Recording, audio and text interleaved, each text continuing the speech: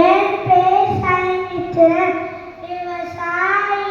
விவசாயி கடவுள் என்னும் முதலாளி கண்டெடுத்த தொழிலாளி விவசாயி. நான் ஒரு விவசாய குடும்பத்தை சேர்ந்தவன். அப்படி சொல்லிக்க எனக்கு பெருமையாக இருக்கு. நான் விரும்பி எடுத்துக்கொண்ட தலைப்பு உயிர் காக்கும் உற்ற தோழன் விவசாயி. அவங்க பிள்ளைங்க எல்லாம் என்ன கேட்க ஆசைப்படுறீங்க? இன்ஜினியர், டாக்டர் அப்படிதானே? யாராச்சும் ஒரு குடும்பத்துல யாராச்சும் ஒரு பிள்ளைய விவசாயியாக நினைக்கிறீங்களா? விவசாய நேரத்துல ஆரம்பிச்சா நம்ம சோத்துல கை வைக்க முடியும். உங்க அப்பா யாருன்னு கேட்டா ஊருக்கே சொல்லணும். விவசாயின்னு தைரியமா சொல்லணும். அதான் ஒரு பிள்ளைக்கு அழகு.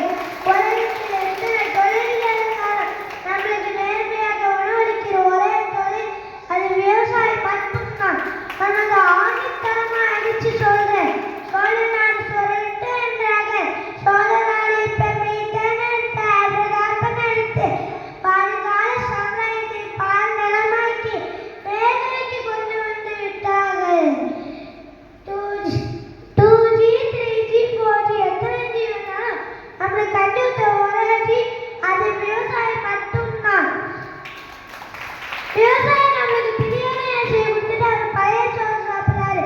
ஒவ்வொரு அரிசியிலும் விவசாய பேர் எழுதிருக்கு. உண்மை ஒருபோதும் வீணாக்காதீர்கள். வீடியோ கூட எழுந்துச்சு வேலை செய்ய விவசாய காலம் இன்னும் வீடியோவே இல்லை. சினிமா படம் போட்டா டிக்கெட்டை வாங்கிட்டு போறேன். விவசாய கஷ்டத்தை புரிஞ்சுக்க முடியும். சினிமா பார்க்கிறவங்க சினிமாவில் நடிக்கணும்னு ஆசைப்படுறோம். சோறு சாப்பிட்ற நம்மளா ஏன் விவசாயம் நினைக்க முடியும்? விவசாயி கேட்டாரு, எங்க ஏரோட்டம் நின்னா உங்க காரோட்டம் என்ன பண்ணணும்? என்னாகும் என்று விவசாய நிலத்தால் அழைச்சிட்டு பில்டிங் கட்டுறீங்களே, அதனால எவ்வளவு பாதிப்பு தெரியுமா வருது? சிட்டுக்குருவில இருந்து மனுஷங்க வரைக்கும் பாதிப்பு வருது.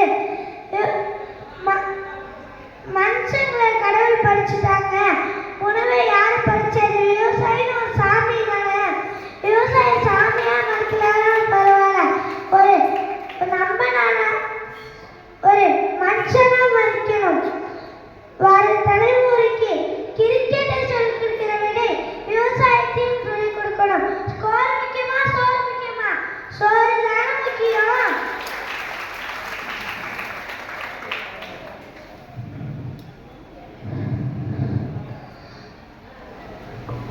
உங்க வீட்டுல ஒரு மாப்பிள்ளை பாக்குறோம்னா இன்ஜினியர் பாக்குறீங்க. ஆனா யாராச்சும் ஒரு வீட்டுல விவசாயின்னு ஒரு மாப்பிள்ளைய பாக்குறீங்களா? இனிமே நம்ம ஒரு உறுதிமொழி எடுத்துப்போம். இனிமே நம்ம மாப்பிள்ளைய பார்க்கணுமா விவசாயம் மட்டும்தான் பார்க்கணும். இறுதியாக சிஎம் அவங்களுக்கு ஒரு வேண்டுகோள். எங்களை மாதிரி சிறுவங்களுக்கு தமிழ் ஆங்கிலம் போல விவசாயத்தையும் ஒரு பாட புத்தகமா வெளியிட வேண்டும். விவசாய